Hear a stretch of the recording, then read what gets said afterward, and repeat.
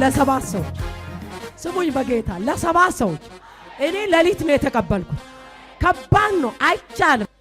ትንቢት ተነገረ፣ ተጸለየ፣ እጅ ተጫነ፣ ብዙ ነገር ተባለ፣ አልሆነም፣ ምንም የለም ብላችሁ ሰባት ሰዎች የከደናችሁ የቆለፋችሁ ኢየሱስ መጣበት።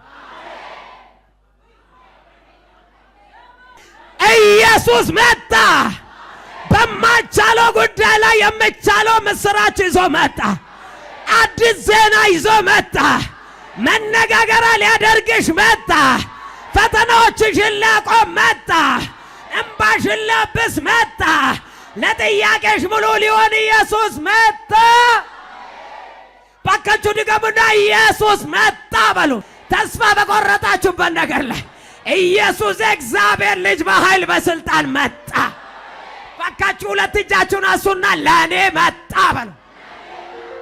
ይምጣላችሁ ያ መንፈስ ወዳ ገና ጌታ ኢየሱስ ከአንደበቱ ቃል መውጣት ሳይጀምር ገና ምንም ትእዛዝ ሳይሰጠው ገና ይዞት እንደመጡና እንዳቀረቡት መንፈሱ ምን መሆን ጀመረ? ማፈራገጥ ጀመረ።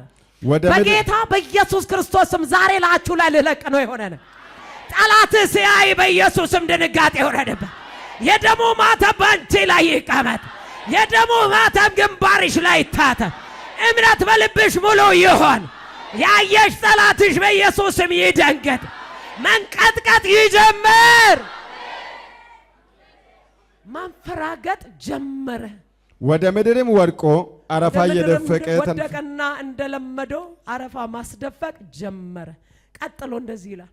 አባቱንም ይህ ከያዘው ስንት ዘመን ነው ብሎ ጠየቀው። ወናቸው ያለውን 30 40 ዓመት ይሁን ዛሬ ግን ይለቀኛል በሉት።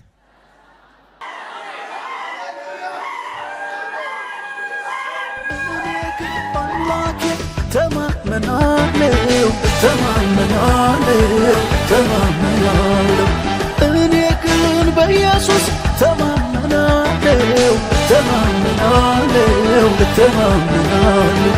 ልጓም እንዳለው ፈረስ እንደተገራ ልገስግስ እንጂ ወደፊት ደግሞ ልፍራ እንዴት ብዬ ልፍራ ብርሃኔ